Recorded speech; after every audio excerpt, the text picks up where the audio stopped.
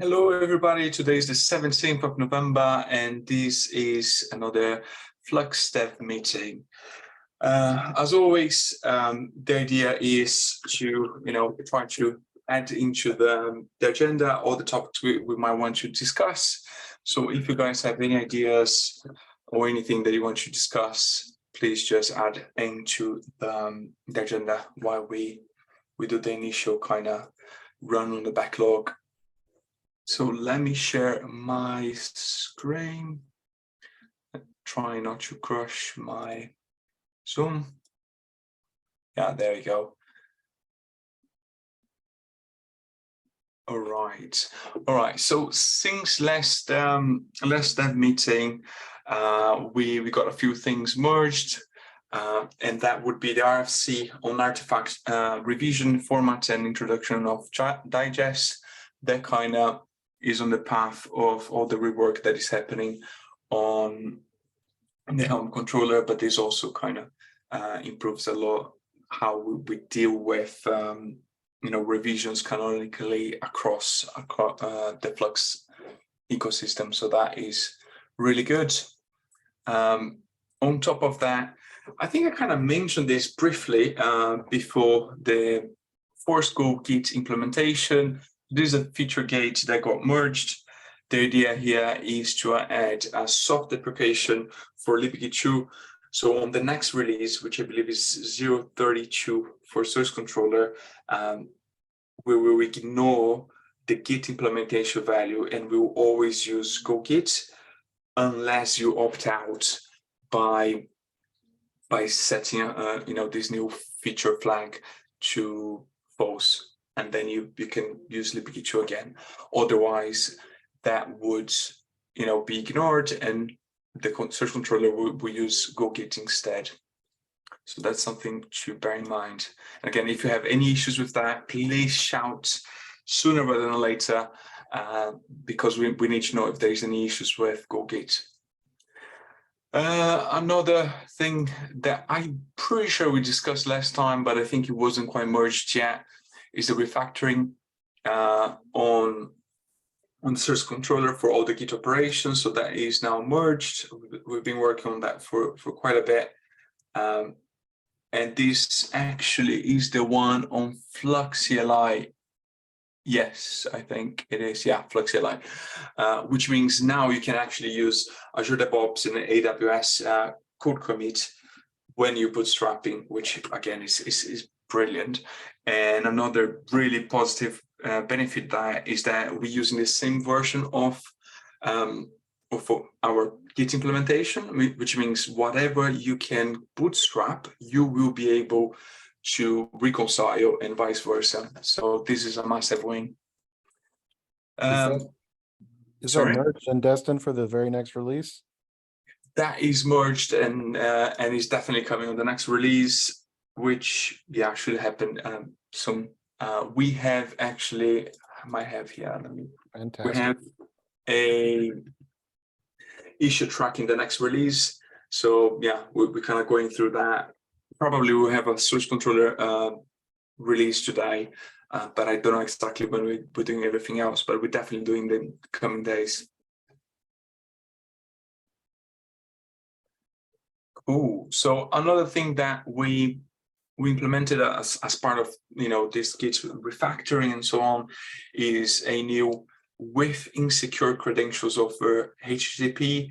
So this would enable us to kind of pretty much abide by, I think it's RFC 004, which is have those flags in which you can block access to HTTP endpoints, and on top of that, like things like sending secrets over, in plain text and so on.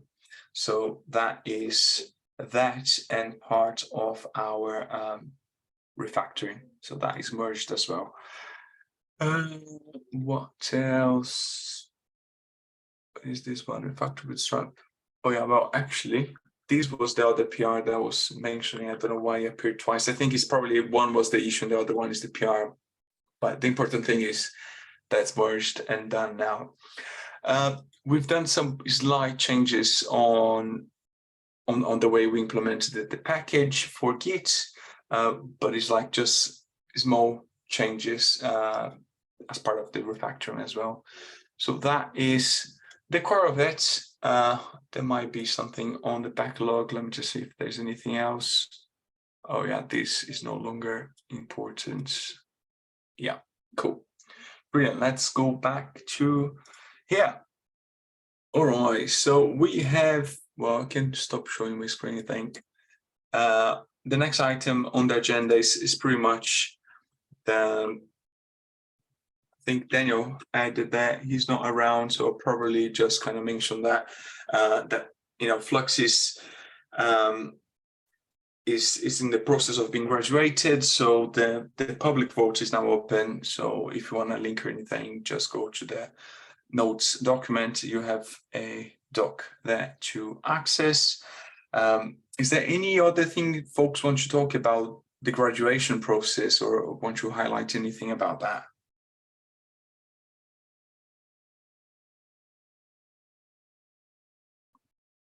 All right, so let's move on. Another topic I definitely wanted to bring it up is hermetic builds. So I issued a PR to kind of ping the GitHub actions. So that is, initial process on that journey. And the key goal, I'm going to share the link here as well. And a key goal on hermetic builds is the ability for you to pretty much have the same results when you're doing the same build again. And at the moment, we have a few issues, right? So for example, our GitHub actions, some of them are not pinged at all. Some of them are pinged at a major version, which means if you run that twice, and within those 2 times, there was a release from that external party that released that action, you'll be running different code during your build process, right? That is a problem from a security perspective. Although everything is like public repositories and so on, ideally you should be able to track at all times what you're executing within a given build, especially when we're talking about the release build, which affects what we're releasing. So with this, what we'll be doing is pinning all the external actions to a given checksum or a given digest, and we'll get the Panda bot to update that on a weekly basis. It will pretty much, issue some PRs, and based on that, we will pretty much tell when we want to update or not. And it's one less thing for us to have to do manually, and one less thing for us to make sure that it's kind of aligned across the repositories. So we started on Flux 2 repository, and then with time we start kind of pushing that into other places. Ideally, we will do the same for other things. For example, Docker base image. We had an issue recently because a specific package on Alpine on the version 3.16, I think it's 3.16, or 3.6, one of the two, it started creating a file that we were not expecting. And because of that, the nightly builds were working a day, and next day they weren't. Ideally, that would never be the case. So again, the idea is to expand the same thing here, and then every time we do a build, we know exactly what we're shipping on that specific build, especially when you're talking about Docker images. So that would be probably the second step on this journey. Any questions about the whole hermetic builds or anything around that subject?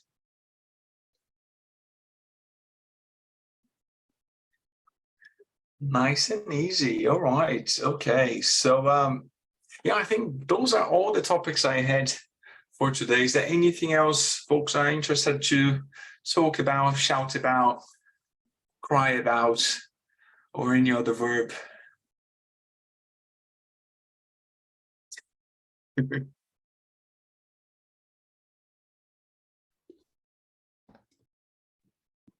I wanted to ask about something actually to Scott. There is a PR that's open on Helm, which basically adds support for Helm fetching Helm charts from insecure endpoints. So let me just try if I can find it. So that is currently blocking the implementation of RFC 004, which standardizes how we use HTTP connections across Flux controllers. Let me try to find the PR that I'm talking about. Yeah. So is your question, what's the status on? No, the status I know because like the last update was like a year ago.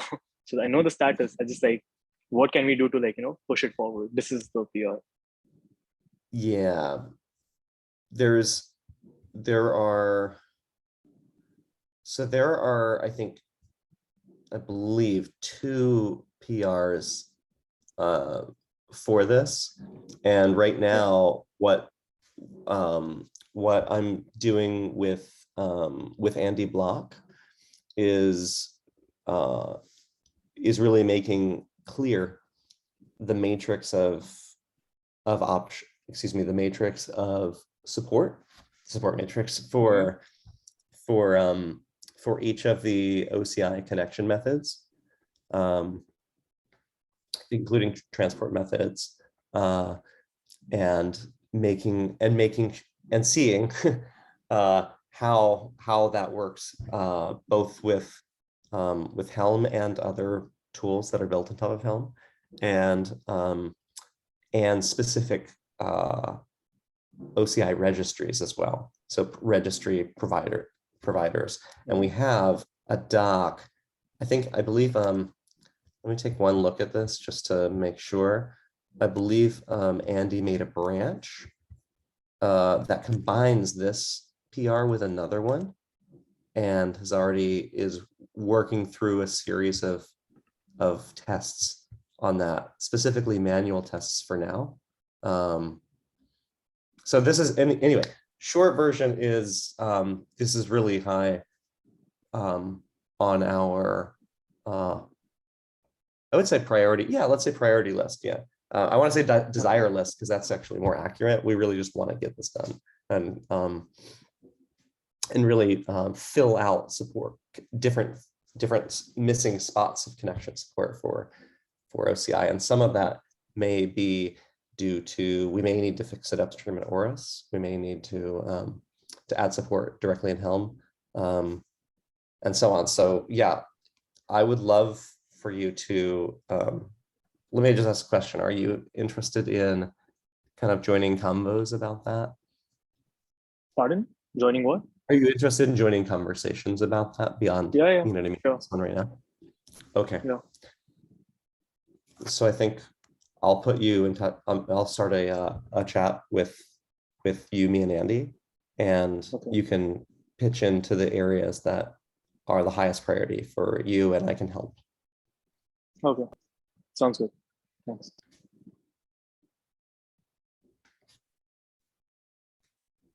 Yeah, we should probably publicize this a bit more, but we have a full plan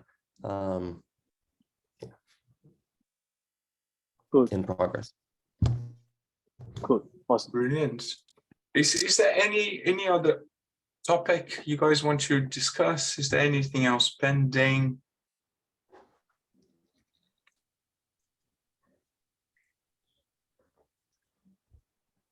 Oh, this may be a good opportunity to say, I know that there have been recent times where HIDA has brought an issue to my attention in the Helm SDK, and other folks have too. I would really, specifically things that affect Flux, right? I would really like to do what I can to help prioritize those. So just, or at least unblock them. So just please continue reaching out to me about that. Scott, I have a question in that regard. Are you aware of any issues? I haven't looked myself, but one of the things I've come across with some of the users reporting running Helm releases with like a very high concurrency setting, so like 50 releases at a time, while managing like 1,000 of objects, is that the way the Helm specific kube client wrapper works, it kind of tries to index all the custom resource definitions available on the cluster to perform, I think, mostly validation kind of things. And due to the way our multi-tenancy model works, all the objects have their own Helm client because they may be attached to their own service account, or they may be attached to some other object-specific configuration that shouldn't be global, which means that they all have their own cache. But if you're doing that with a concurrency setting of 50, and you have a lot of custom resource definitions in your cluster, the amount of data that gets pulled through the controller is like immense. Like you can't think of, you need like, gigabytes of RAM practically to handle the burst, and then also handle like the garbage collection later by Go, because that's always a bit delayed. So practically, I know where the pitfall is with some of the performance issues we are having, but I don't have a precise answer on how to solve this because, Helm has its own wrapper around the Cube client, so I'm kind of standing with my back to a wall, not being like, I can think of a couple of things. For example, what you could think of is like, I think it has some kind of cache setting, and then you could kind of figure out some folder where you would store the cache per object, and then it would at least have a cache, but then the cache could be invalidated again on the next run because another Helm release installs some other custom resource definition. Basically, do you know of any? I know we are kind of the only ones doing it like this, so it might not be the case, but are you aware of the issue? I am not, but I remember you bringing up a couple of things related to the wrapper around Kube client. Open for proposal, open for suggestions. Yeah, probably how far, right? Well, maybe, but like one thing that could, there's nothing stopping us from adding additional functions that as long as they're backwards compatible within the current API. Yeah, okay. That's right. And they could potentially wrap the existing, the existing functions, but then give more options to SDK users. If we can find a way that works well for that, then that's acceptable in Helm 3.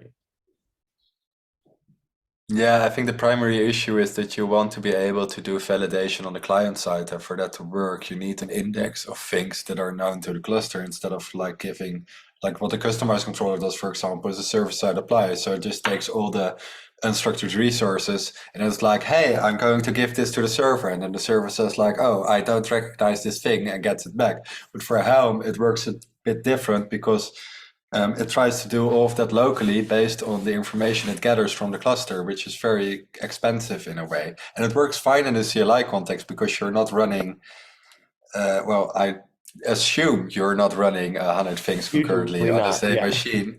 You probably will spin up pods or something, which is another route I am interested in to see if it works, because I know the Terraform controller has some bits that might make that work. But if not, I would, prefer to not deal with pods doing things, because then you get into other issues. Yeah. Let's take a, I would love to. I will go through the Helm issues and see if there's something there. But if for now I'm concentrating on landing RFC 0005 first. And then I'm going back to my Helm dungeon. But I will keep it in my mind. Okay, thanks. Yeah, exactly. Yeah, I'm Helm dungeon. Well, I'm looking forward to the refactoring landing of the controller so that you don't have to be completely solo in that dungeon. Yeah, me too, absolutely. I think after that point, a number of us can hop on and collaborate on those things. But right now, as I understand, that part of the refactoring of the Helm controller is a one-person job. And mainly we just need to do what we can to help give you time. Yeah, and the recent roadmap changes absolutely will help. That's because it will prevent me from running around helping other people and then trying to get back to my thing.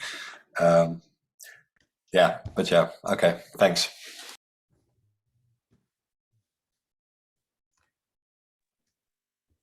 Brilliant. Anything else?